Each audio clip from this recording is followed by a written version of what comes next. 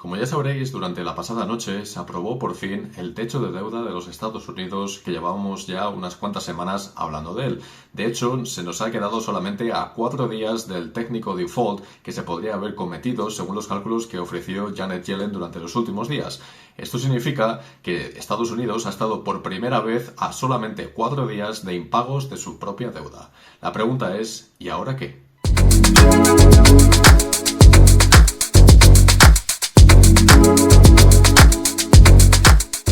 Durante las últimas semanas, en especial durante estos últimos días, hemos visto cómo las negociaciones entre el Partido Republicano y el Partido Demócrata se han ido acentuando cada vez más y cuanto más cerca se llegaba a la fecha del 5 de junio, que era donde estaba previsto el propio default de los Estados Unidos por primera vez en su historia. Durante estos últimos días hemos visto cómo esa negociación ha ido alumbrando ciertas fracturas que existen en el propio país de los Estados Unidos y en cómo la propia economía está montada a día de hoy. Y es que estamos hablando de la primera economía del mundo y tenemos en cuenta que tiene en términos netos la mayor deuda pública de todo el planeta. Además, si nos fijamos ya en términos porcentuales, también se encuentra en la cabeza de los países desarrollados, en los que podemos encontrar en el entorno del 120 hasta el 125% sobre el PIB. Esto significa que cada ciudadano de Estados Unidos, desde los bebés hasta los más ancianos, actualmente deben aproximadamente $80.000 cada uno. En el caso de los Estados Unidos, el techo de deuda lo que significa es el límite máximo en el que el país puede llegar a endeudarse. En este caso, lo que hemos podido ver es que no es la primera vez que este techo ha quedado suspendido o renovado durante los últimos años. De hecho, en el año 2013, en el año 2019, incluso en el año 2020, que era un poquito más justificado, vimos cómo hubo completamente una suspensión de dicho techo para salvaguardar el crecimiento económico y que la crisis económica posible y que se dio luego en el año 2020, pues no fuera más allá de lo que tuvimos. Uno de los principales problemas que hemos visto durante estos últimos años es que pese a que durante la última década hayamos visto periodos de prosperidad en los Estados Unidos una vez que finalizó la gran crisis del año 2008 y 2009, lo que vimos es que la deuda no paró de crecer. Y esto es algo bastante negativo porque si nosotros estamos teniendo crecimiento económico y nuestra deuda aún así está subiendo a un ritmo superior a lo que el PIB lo está haciendo, hay algo aquí que no cuadra y podemos acumular déficits tras déficits tras déficits.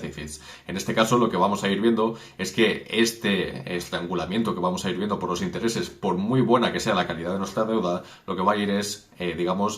recortando de otras áreas de posible inversión, como hemos visto en el caso de otros países anteriormente. Y una de las medidas más importantes que se han pactado, ha sido la congelación del gasto público. Durante el año 2024, todo lo que no sea gastar en defensa se va a quedar completamente congelado. Y luego, durante el año 2025, solamente puede crecer un 1%. Esto, evidentemente, es un recorte bastante grande si tenemos en cuenta que la economía estadounidense se estima que crecerá en el entorno del 1,5% hasta el 2% si tenemos en cuenta cada año, ¿de acuerdo? Entonces, aquí lo que vamos a tener en cuenta es que se puede ganar un cierto margen para que mientras que el PIB está subiendo, el porcentaje sobre dicho PIB no crezca de la misma manera y así el techo de deuda en términos netos quede un poco más, laxo. ¿Cuál es el problema de todo esto? Que dentro de todas esas estimaciones prácticamente no se está contando el que pueda haber una gran posible recesión económica. Y esto, aunque no vaya a ser una recesión que nos vaya a llevar como al año 2008, sí que podemos ver cómo se congelan ciertos trimestres de crecimiento y aún así veamos cómo ese porcentaje sobre el PIB se mantiene prácticamente intacto. Luego, durante todo el año 2024, por mucho que se congele ese gasto público, llegará el momento en el que la candidatura del siguiente presidente, ya sea Biden, ya sea Trump, ya sea quien venga, volverá nuevamente a prometer nuevos gastos, volverá nuevamente a tener un programa electoral distinto y que requerirá de una nueva impresión de dinero que generará nuevamente más techo de deuda a tener en cuenta durante los próximos años. Hay que tener en cuenta que desde el año 2006, aproximadamente 2005, es decir, durante los últimos 18 o 19 años, la deuda pública en términos porcentuales se ha duplicado sobre el PIB y si lo tenemos en cuenta sobre términos netos,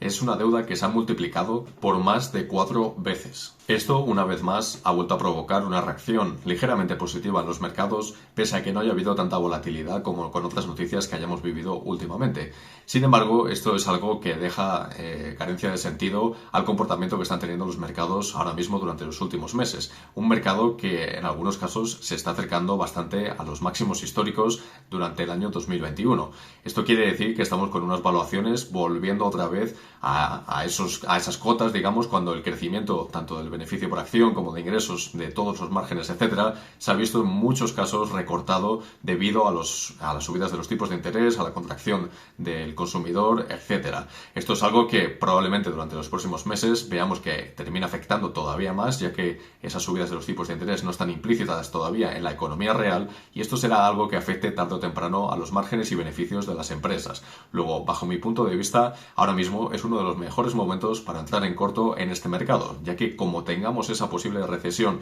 y durante los próximos meses veamos que esa inflación se mantiene todavía bastante estancada, lo que puede provocar todo esto es que haya un mercado todavía bajista y que podamos tener tranquilamente un 15 o un 20% hacia abajo. Lo que está claro es que el sistema económico de los Estados Unidos, al menos durante los últimos 15 o 20 años, ha sido un sistema en el que en el momento que ha habido un pequeño colapso, aunque haya sido uno muy grande como el del año 2008, hemos visto cómo básicamente a base de impresora se ha solucionado prácticamente todo. Y esto es algo que a la larga va a pasar factura, es algo que ya se está viviendo hoy en día, no solamente con la inflación, que también ha sido provocada en gran parte por ello, sino también, como decíamos antes, por el hecho de que la deuda cada vez va creciendo más, por el hecho de que estamos postergando el beneficio que podemos tener de cara al futuro a día de hoy, y lo que estamos haciendo es anticipar lo que generaciones futuras podrían haber desarrollado en términos económicos. ¿Significa esto que la calidad de la deuda de los Estados Unidos es mala? ¿Significa que va a haber durante los próximos años algún impago?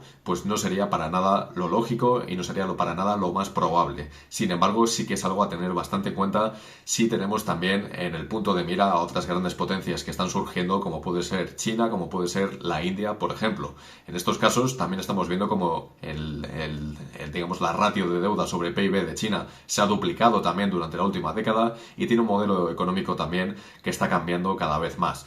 Sin embargo, en este sentido, lo que tenemos que tener es que hay que centrarse en los mercados que nosotros analizamos, en este caso en Wall Street, y cómo puede esto afectar durante los próximos años. Y que, como digo, a día de hoy no me parece que las valuaciones que se están otorgando a estas empresas, especialmente si hablamos de las tecnológicas y con toda esta fiebre de la inteligencia artificial, que en cualquier momento de un día para otro pinchará hasta que volvamos a la realidad, veremos cómo durante los próximos años se estabiliza todo y veremos cómo se vuelve a múltiplos históricos y tarde o temprano nos pegaremos ese golpetazo en la cabeza que nos lleve de vuelta a la realidad. Como siempre, déjame saber en los comentarios tu opinión sobre este tema de los Estados Unidos, sobre su deuda, sobre los países occidentales y el modelo económico que se está desarrollando hoy en día en torno a esta impresión de dinero, deuda, etcétera. Y si te ha gustado el vídeo, no olvides darle a ese botonazo de me gusta, suscríbete al canal para futuras notificaciones y checar los links de la descripción del vídeo, como mi Twitter, mi PayPal o mi página web, donde podéis ver todas estas acciones cotizando en Wall Street, analizadas con precios objetivos a 1 y 5 años vista, entre mucha otra información. Y nos vemos en el próximo vídeo.